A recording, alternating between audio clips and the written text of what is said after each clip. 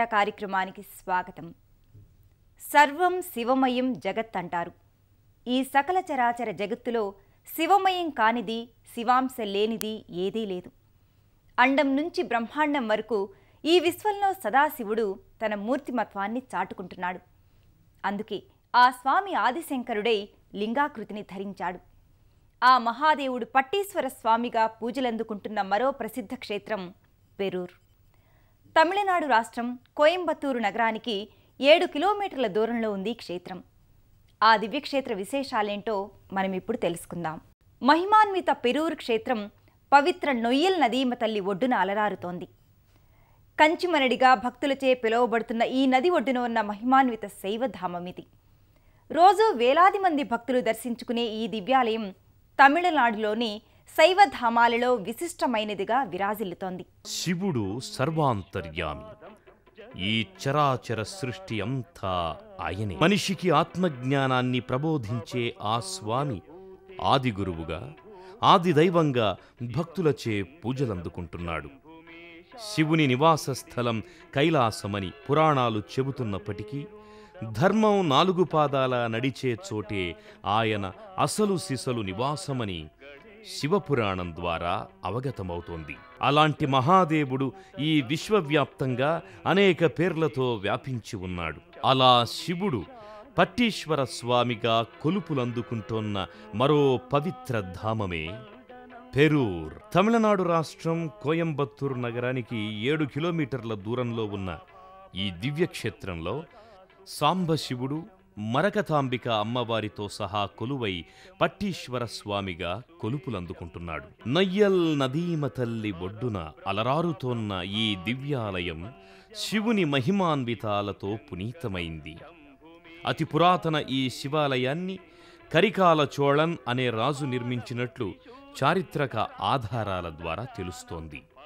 అనంతరం 11 నుంచి 13వ శతాబ్దం కాలంలో పాలించిన కొంగు చోళులు ఈ ఆలయానికి అర్ధమండపం, మహామండపాలను నిర్మించి అనేక మాన్యాలిచ్చినట్టు తెలుస్తోంది. పెరూర్ శ్రీ పట్టీశ్వర స్వామివారి ఆలయం అతి పురాతనమైనది. ఈ ఆలయం 3 రాజుల కాలంలో అభివృద్ధి చెందినట్లు చారిత్రక ఆధారాల ద్వారా అవగతమవుతోంది. హోయసల, విజయనగర రాజుల కాలంలో ఈ ఆలయం అభివృద్ధి చెందినట్లు చారిత్రక ఆధారాల ద్వారా తెలుస్తోంది. అయితే అనంతరం 18వ శతాబ్దంలో ఈ ఆలయాన్ని పునర్నిర్మించినట్లు తెలుస్తోంది. 20వ శతాబ్దంలో ఈ ఆలయాన్ని మరింత విస్తరించి అభివృద్ధి చేసినట్లు తెలుస్తోంది. 14వ శతాబ్దం నుండి 17వ శతాబ్దం వరకు పాలించిన హొయసల, విజయనగర నాయకరాజుల కాలంలో ఈ ఆలయ అభివృద్ధి జరిగినట్టు ఇక్కడ లభ్యమైన శాసనాల ద్వారా తెలుస్తోంది. అలాగే 17వ శతాబ్దంలో మధురైకి చెందిన అలగద్రి నాయక్ అనే రాజు ఈ ఆలయంలో కనక సభను నిర్మించాడు. అదేవిధంగా 18వ శతాబ్దం మధ్యకాలంలో స్వామి అమ్మవార్ల ఆలయాలను పునర్నిర్మించి 63 మంది శివభక్తుల మండపాన్ని నిర్మించినట్లు తెలుస్తోంది. 20వ శతాబ్దంలో ఈ ఆలయంలో కళ్యాణ మండపం, ముఖమండపాలను నిర్మించినట్లు అవగతమవుతోంది. గర్భాలయంలో కొలువైన శ్రీ పట్టీశ్వర స్వామి స్వయంభూ. మహిమాన్విత ఆ స్వామి దర్శనం పూర్వజన్మల పుణ్యఫలంగా భక్తులు భావిస్తారు. విశేషమైన ఆధ్యాత్మిక ఆనందాన్నిచ్చే గర్భాలయ శోభ వర్ణనాతీతం. ఆ కారణంగా గర్భాలయంలోకి చేరుకున్న భక్తులు శ్రీ పట్టీశ్వర స్వామి వారి దివ్యలింగ రూపాన్ని దర్శించి భక్తితో కైమోడ్పులర్పిస్తారు. శివనామస్మరణే పరమావధిగా భక్తులు గర్భాలయంలోనికి ప్రవేశించి గర్భాలయంలో కొలువైన శ్రీ పట్టీశ్వర స్వామి వారి దివ్యమంగళ లింగరూపాన్ని దర్శించుకొని ప్రణామాలు అర్పిస్తారు. శ్రీ పట్టీశ్వర స్వామివారిని దర్శించుకున్న భక్తులు అనంతరం ఇదే ఆలయ ప్రాంగణంలోని శ్రీ మరకతాంబిక అమ్మవారి ఆలయంలోకి ప్రవేశిస్తారు. మనోహరమైన కట్టడాలతో హృదయంగా కానవచ్చే ఈ దివ్యాలయాన్ని 18వ శతాబ్దం మధ్యకాలంలో పునర్నిర్మించినట్లు చారిత్రక ఆధారాల ద్వారా అవగతమవుతోంది. ఆ దివ్యాలయంలోకి అడుగిడదాం రండి.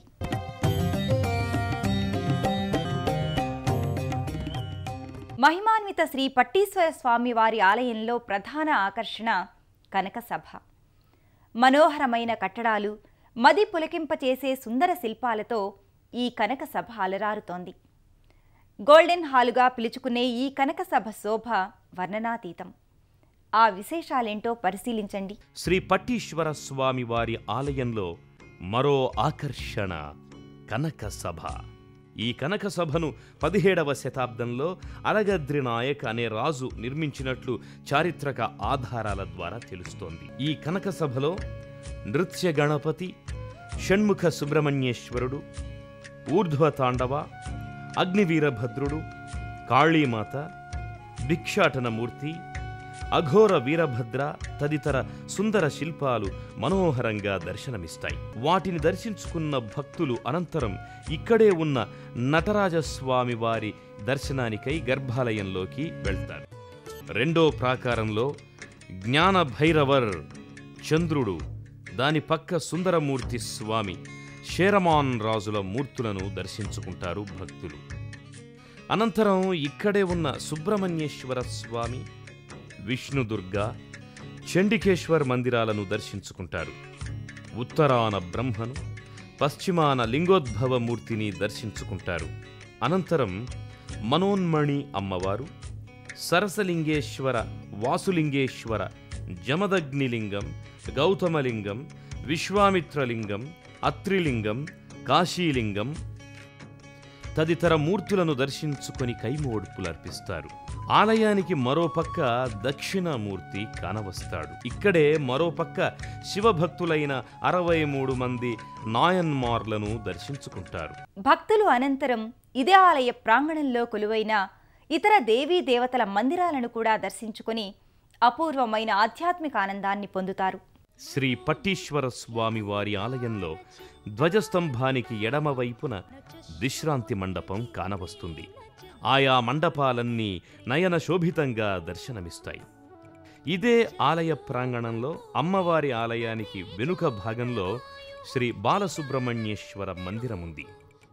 బాలసుబ్రహ్మణ్యేశ్వర స్వామి వారి దర్శనం సర్వశుభకరంగా భక్తులు భావిస్తారు. ఈ ఆలయానికి పక్కగా కొలువైన కాశీ విశ్వనాథుని, విశాలాక్షి అమ్మవార్లను కూడా భక్తులు దర్శించుకొని అపూర్వమైన ఆధ్యాత్మికానందానికి లోనవుతారు. భక్తులకు కావలసినంత ఆధ్యాత్మికానందాన్ని, మానసికానందాన్నిచ్చే తెరూరు శ్రీ పట్టీశ్వర స్వామి వార్ల ఆలయ దర్శనం బహుజన్మల పుణ్యఫలం. ప్రాప్తమున్న వారికే ఆ పుణ్యఫలాలు దక్కుతాయి అంటారు. సర్వే జనా సుఖినో భవంతు. తమిళనాడులో విఖ్యాతి చెందిన అరుణగిరినాథర్, కచ్చియప్ప కునివర్ లాంటి కవితోత్తములు సైతం సందర్శించి స్వామిని స్తుతించిన పుణ్యస్థలి ఈ ఆలయం. ఆ పట్టీశ్వర స్వామి వారి కృపారసామృతం అందరి మీద వెల్లివిరియాలని మనసారా ఆకాంక్షిస్తూ మరో ఆలయ సందర్శనంతో మళ్ళీ కలుద్దాం.